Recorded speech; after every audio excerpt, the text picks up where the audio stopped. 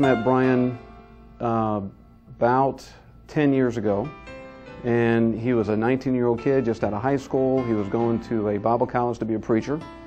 And I didn't meet Catherine until later. She was his fiancée. We met when we were 16 years old. We had gone to a youth conference. It's a kind of conference that a lot of churches get together and bring their teenagers to. And we just met through a friend. At 19 years old, he had a desire to make sure that if something happened to him, even on their honeymoon, that she would have the financial freedom to live her own life. We were 20 years old, just shy of our 21st birthdays, and a lot of people thought we were crazy, getting married so young. And of course, when you're 20, you think you have your whole life ahead of you. You don't think of, something happening to you at such a young age, but he just believed that this is what he wanted to do for his family. So shortly after they got married, 9/11 happened. He was very upset about that, and he just felt that it was his duty to go serve his country. He wanted to enlist in the Army because he wanted to make sure that he'd be part of something that would not allow this to happen again on our soil. He felt he needed to join the Army and go fight for our country. And they moved to Alaska after basic training, and we lost touch. He was in Iraq. He came home for R&R, and a few weeks after he had gone back, I had taken a pregnancy test and of course it came positive, and so I was excited. I know he'd be excited too because he wanted to be a father. And I emailed him, and I just said I took the test, and that was my email. He just got done with the mission and he just wanted to go to bed, but he just had this feeling that he needed to go check his email, so he checked his email, and it just said that I took the test, and that was it. Just to get his blood going. And later I did tell him that I came back positive, and he was just so happy. He was, and I'm gonna be a dad, I'm gonna be a dad, and he was just elated. Last year, I get a call from the deputy that he had referred me to, and he says, "Rob, did you hear about Brian?" I said, "No." He said, "He got killed." A Tampa family brings their soldier home. Sergeant Brian Lucky died fighting for his country. Tonight, his body is back with the people. And then I found out that Catherine was 6 months pregnant. The day before he was killed, she got to talk to him for an hour on the phone because it was her birthday. And he even specifically said to her, "Pray for me tomorrow. I've got a dangerous mission tomorrow." And the next day he's killed by a sniper. And the next day she has her sonogram to find out that their first baby is going to be a boy. It brings up a lot of painful memories. Mostly I was just worried about my son.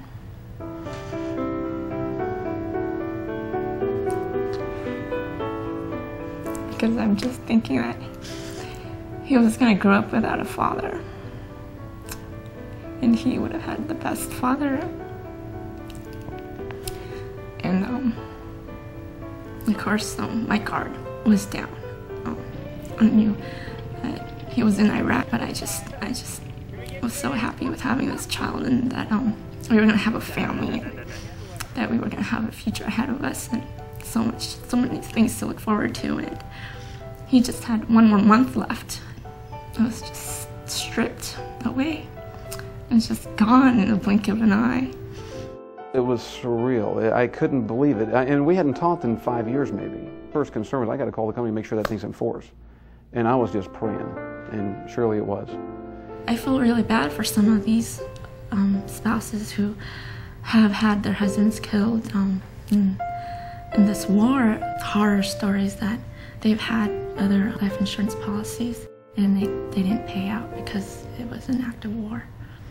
And I just felt so horrible for them. But Primerica does. Especially in this time in our nation's history, to not have a war clause. It's huge. And it's everything to a lot of families. I'm very blessed to have family around to help me, and I know that if Primerica wasn't there, I know it would add on some worries, of course, with my son's future. Everything that I'm majorly concerned about is about my son, and if it wasn't for Primerica, then that's why Brian became part of this company, because he truly believed in their products, and they do care about their clients, and that I guess they have more heart. to be in a company where they encourage you to do what's right for everybody. I've always taught my people, you do a financial analysis for everybody. And that feels great. It feels great. I have his dog tags hanging in my car rearview mirror, just as a reminder, I guess. And Catherine sent me a little picture of Brian Jr., the baby, sitting in front of a photograph of Daddy Brian. And those are the two best things I can keep in my mind of why I'm doing this.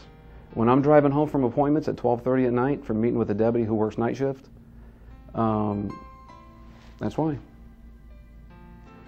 And it's one of those things where, you know, it's kind of neat to be the hero, but boy, you'd give it up. You'd sure rather them have their daddy and their husband. But if that can't be there, we're the next best thing. When I was planning his funeral, I immediately thought of this poem and just, I couldn't believe that he wrote this poem when he was 18 years old.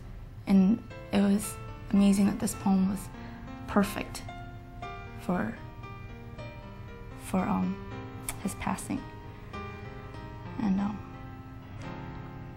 it just like this. So, there is a peace that no man knows, a peace made just for me, a peace that with time so sweetly grows, to make me strong and free, to make me strong to face the storm that blows across life's blue sea.